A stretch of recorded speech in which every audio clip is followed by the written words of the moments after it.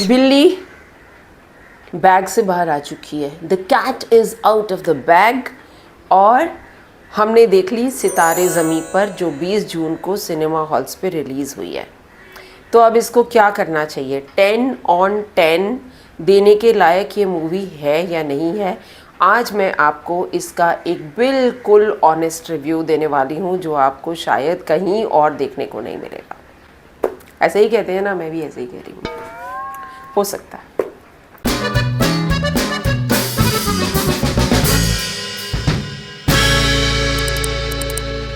मधुस जो दिल कहे कि इस खूबसूरत फैमिली को मेरा प्यार भरा नमस्कार, आदाब। तारे ज़मीं पर में जो एक स्पेशल स्कूल दिखाया गया था फॉर डिफरेंटली एबल्ड चिल्ड्रन, उन्हीं में से कुछ चेहरे यहाँ पर रिपीट हमको दिखे। वो छोटे बच्चे अब बड़े हो चुके हैं और उन बड़े बच्चों के साथ कुछ और डिफरेंटली एबल्ड बच्चों को भी लिया गया है। Aamir Khan in the role of Gulshan एक बास्केटबॉल टीम का कोच है, जो एक प्रॉपर कोचिंग इंस्टीट्यूट में ट्रेनिंग देता है बच्चों को, लेकिन वहाँ पर कुछ मिसबिहेव करता है अपने सीनियर के साथ, जिसके लिए उसको सस्पेंड कर दिया जाता है। बाहर आके शराब पी के ना सिर्फ ड्राइव कर रहा था, बल्कि पुलिस वालों के साथ भिड़ भी जाता है, और भिड़ जाता है तो पहुंच जाता है जेल के अंदर। जज कहता है, या कहती हैं, कहना चाहिए कि जज कहती हैं कि या तो जेल में जाओ या एक कम्युनिटी सर्विस दो, और कम्युनिटी सर्विस में उसको एक डिफरेंटली एबल्ड बच्चों के एकेडमी में जाकर वहाँ के बच्चों को बास्केटबॉल की ट्रेनिंग देनी है। तो ये सारे बच्चे जो बास्केटबॉल टीम के प्लेयर्स हैं, उनको ये कोच कैसे तैयार कर रहा है, it is fun to watch. और उन बच्चों को वाकई में उनको एक्टिंग करने की ज़रूरत नहीं है, क्योंकि जैसा मैं हमेशा कहती हूँ, एक्टिंग इज़ अननेचुरल। जो परफॉर्मेंस है वो नेचुरल चीज़ है, और ये बच्चे बिल्कुल नेचुरली परफॉर्म कर रहे हैं। तो 10/10 मार्क्स ऑन इन बच्चों की परफॉर्मेंस, जो इतनी बिंदास तरीके से बोल रहे थे कि मज़ा आ रहा था। सारी पिक्चर में जहाँ जहाँ इन बच्चों का रोल है, वहाँ तो ओ हो, बस लग रहा था इनको देखते ही रहो और सुनते ही रहो बच्चों को। There was a big smile on the face. सारी अच्छी बातें पहले ही बता दूँ? नहीं, चलो साथ साथ में थोड़ी सी ऐसी बातें भी बताएंगे। तो कहते हैं ना, मीठे के साथ नमकीन चलता रहे तो सही चलता रहता है ना, तो वैसा कुछ करते हैं। तो पहली अच्छी चीज़ क्या है कि बच्चे जो हैं वो बन गए हैं अब स्टार।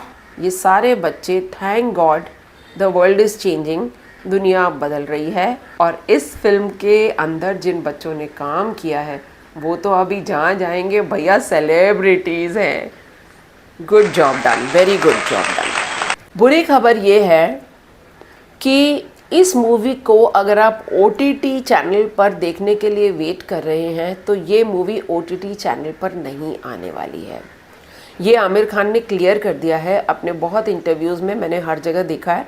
एंड इनफैक्ट न्यूज़ में भी आ रहा है कि बहुत सारा नुकसान भी उठा रहा है आमिर खान इस वजह से कि उसने OTT चैनल्स को देने से मना कर दिया है। जो इस बास्केटबॉल के बच्चे दिखाए गए हैं, वो उस बास्केटबॉल की कोचिंग के साथ अपनी पर्सनल जो उनकी लाइफ दिखाई गई है, उसमें भी वो कुछ काम कर रहे हैं।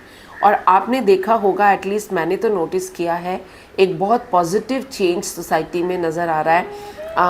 वी वेंट टू पिज़्ज़ा हट समवेयर, और वहाँ पर एक जिसको सुनाई नहीं देता था बच्चे को, he was serving us food in pizza हट।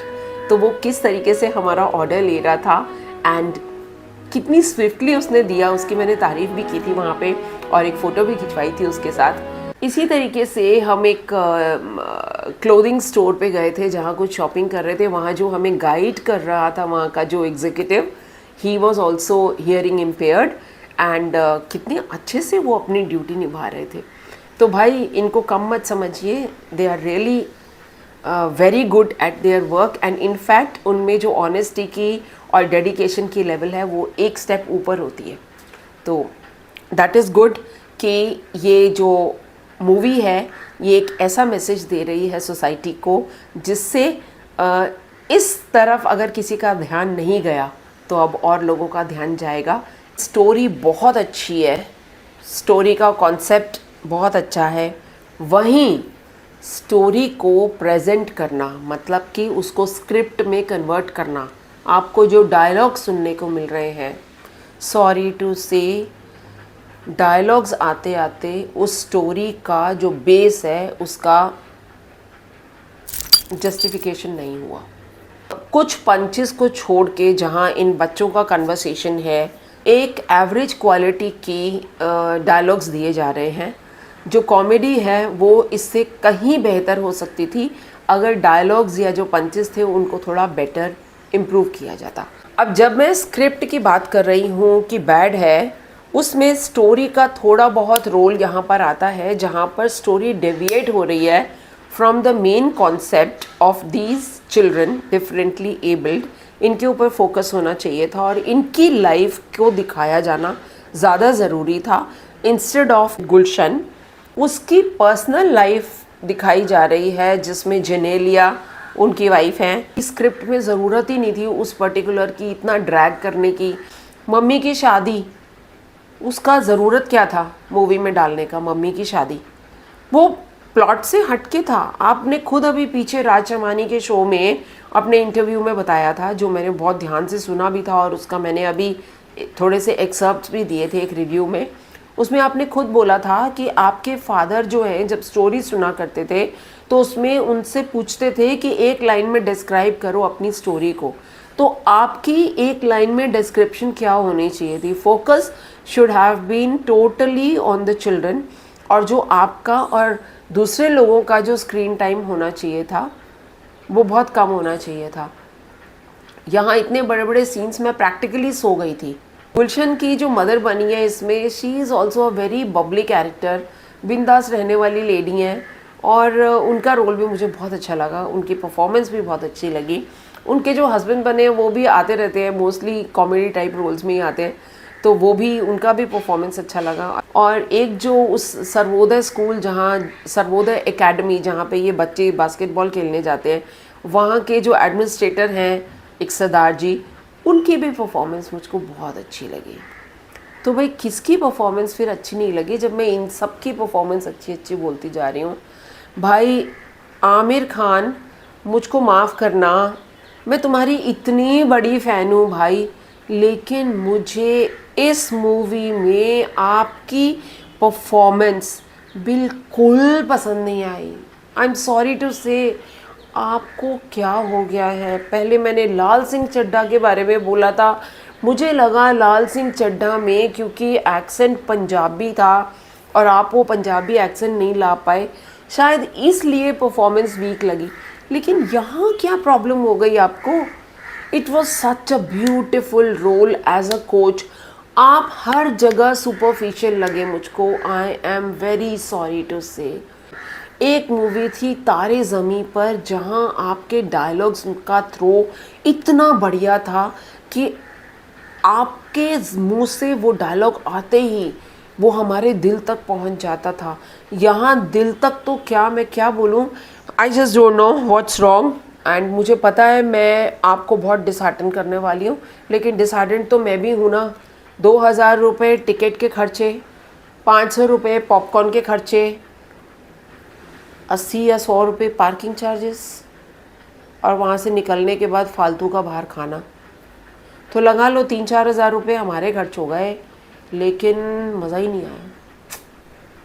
तो ओवरऑल अगर मेरे जो व्यूअर्स हैं, हमारे इस फैमिली के मेंबर, अगर आप लोग देखना चाहते हो तो मैं कहूँगी उन बच्चों के लिए जाओ, क्योंकि उन बच्चों ने बहुत मेहनत की है। I mean I can really understand कि उन बच्चों का जो उसमें परफॉर्मेंस है आपको बिल्कुल नेचुरल लगेगा। तो बस अगर देखने जाना है तो उन बच्चों के लिए जाओ, बाकी सब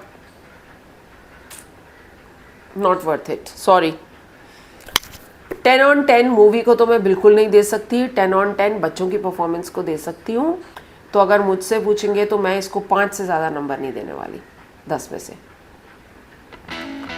all the best Aamir Khan, let's hope अभी भी आशाएं तुमसे गई नहीं है। लेट्स होप कि आप कुछ अच्छा लेके आए आने वाले वक्त में। थैंक यू, फिर मिलते हैं किसी और मूवी के रिव्यू में।